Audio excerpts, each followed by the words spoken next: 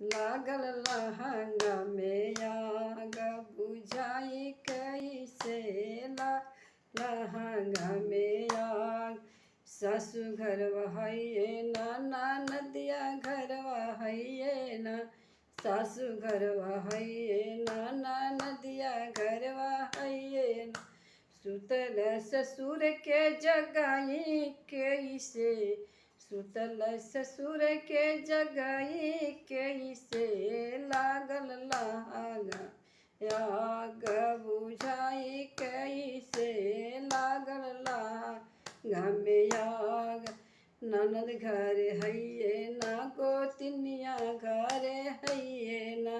ननद घर है ना गोतनिया घर है ना।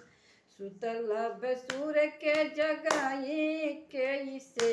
लागल लहंगा में आग बुझाई कैसे।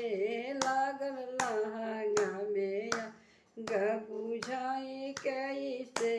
लागल लहंगा में आग बुझाई कैसे।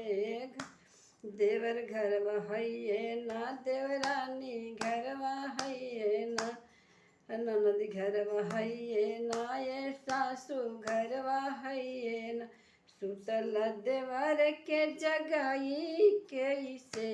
लागल लहंगा में आग बुझाई कैसे। लागल लहंगा में आग